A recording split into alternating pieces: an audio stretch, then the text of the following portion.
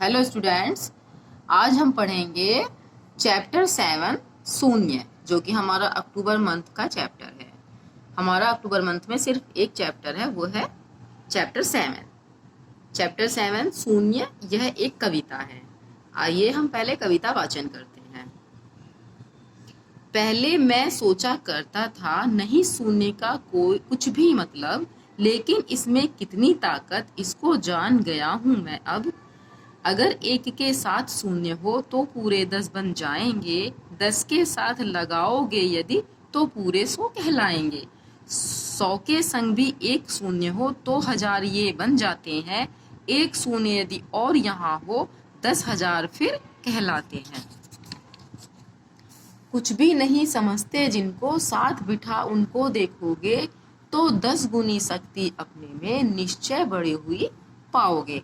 जो यह कविता है, इस कविता को रमेश कौशिक इन्होंने लिखा है। रमेश कौशिक जो है इस कविता के कवि हैं।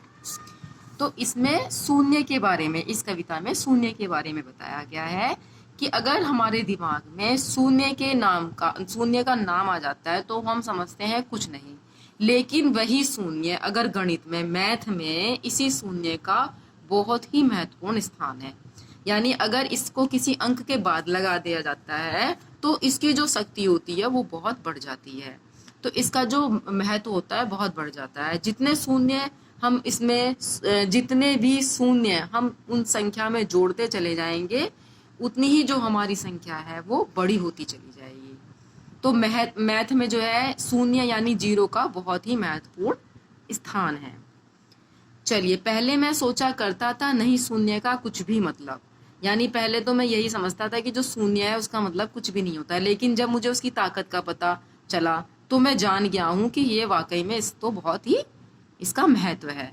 अगर एक के साथ शून्य हो तो पूरे 10 बन जाएंगे। मान लो हमने 1 लिखा है जैसे ये, और इसके आगे हमने ये शून्य लगा दिया तो क्या बन गया, ये 10 बन गया, यानी ये 10 बन गया। तो इसकी ताकत बढ़ गई ना। इसी तरह से इसके आगे अगर हमने 2 जीरो लगा दिए तो 100 बन गए, इसके आगे 3 लगा दिए तो 1000 बन गए। इस तरह से जो शून्य है उसकी ताकत जो है बढ़ती चली जाती है। तो 10 के साथ लगाओगे तो क्या पूरे बन जाएंगे, 100 बन जाएंगे। 100 के संग भी एक शून्य हो तो 1000 ये बन जाते हैं। अगर 100 बन गया, उसके आगे एक शून्य और लगा दिया तो वो क्या बन गया, 1000 बन गया। तो एक शून्य यदि और यहाँ हो तो 10,000 फिर कहलाएंगे। मान लो एक शून्य और हमने इसके आगे लगा दिया तो क्या बन गया, ये 10,000, यानी ये 10,000 बन जाएंगे। कुछ भी नहीं समझते जिनको साथ बिठा उनको देखोगे, तो 10 गुनी शक्ति अपने में निश्चय बढ़ी हुई पाओगे। कुछ भी नहीं समझते, कुछ भी नहीं समझते से मतलब है, यहाँ पे देखो इस पिक्चर में दिखाया गया है कि जो भिखारी हैं या इस तरह के कोई भी लोग हैं जिन्हें हम लोग कुछ भी नहीं समझते हैं, अगर हम उनकी हेल्प करेंगे, उनकी मदद करेंगे तो वो भी हमारे मित्र बन जाएंगे, तो हम भी अपने में 10 गुनी शक्ति बढ़ी हुई पाएंगे। तो यहाँ पर जो है कुछ भी नहीं समझते जिनको से यही मतलब है कि जो इस तरह के लोग हैं, अगर उनको भी हम मदद करें और वो भी हमारे साथ रहें तो हमारी जो शक्ति है और भी बढ़ जाएगी। तो इस तरह से इस कविता में जीरो के बारे में बताया गया है, शून्य के बारे में। तो कवि ने बताया कि पहले तो जो हम थे शून्य का मतलब ये समझते थे, दिमाग में आता था शून्य तो कुछ भी नहीं है, लेकिन अगर हम इसको गणित में देखे जाए, गणित की दृष्टि से देखें तो जो ये शून्य है इसका बहुत ही महत्वपूर्ण स्थान है। यानी अगर हम 1 के बाद लगाएंगे तो 10 बन जाएगा, और 10 के बाद फिर हम एक जीरो बनाएंगे तो 100 बन जाएगी। इसी तरह से 100 के आगे लगाएंगे तो वो 1000 बन जाएगा, और 1000 के आगे लगाएंगे तो 10,000। इसी तरह से जो ये संख्या है वो बढ़ती चली जाएगी। तो जो शून्य है वो भी बहुत ताकतवर होता चला जाएगा।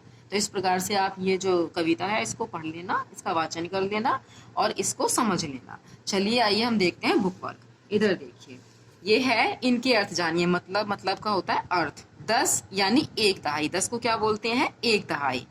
100 10 बार 10 दहाई, यानी 100 जो है 1 दहाई का क्या बन गया, 10। तो इसी प्रकार से जब 10 बार 10 दहाई आएगा तो क्या बन जाएगा, 100।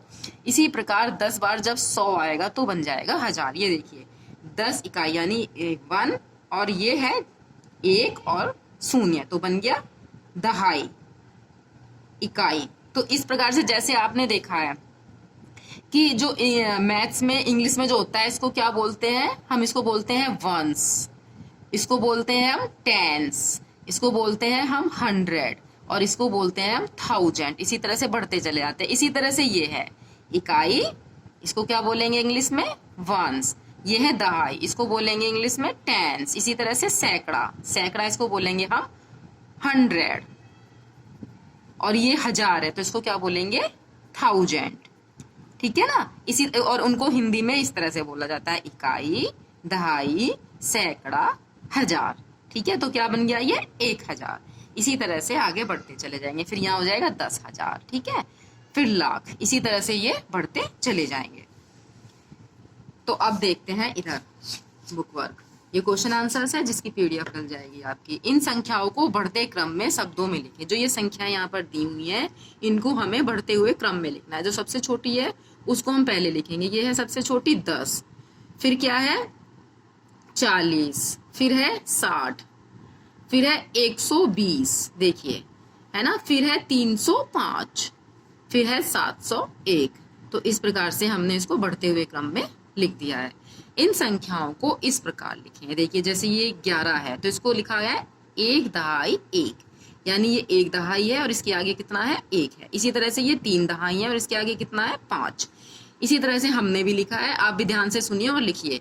3 दहाई 7, 4 दहाई 2, 5 दहाई 6, 5 दहाई 8 है ना, 6 दहाई 4, 7 दहाई 3, 8 दहाई 9, 9 दहाई 5। इसी तरह से आप इस बुक वर्क को पूरा कर लेंगे। ठीक है ना, जैसे इसमें बताया गया 1 दहाई 1, इसी प्रकार से आप लिख लेंगे 5 दहाई 6, 7 दहाई 3। इसी तरह से आप इसको पूरा कर लेंगे। आइए अब नेक्स्ट पेज पर आते हैं। कविता की पंक्तियां पूरी करें। कुछ भी नहीं समझते जिनको, साथ बिठा उनको देखोगे, तो 10 गुनी शक्ति अपने में निश्चय बढ़ी हुई पाओगे। तो इस तरह ये कविता पूरी कर लेना।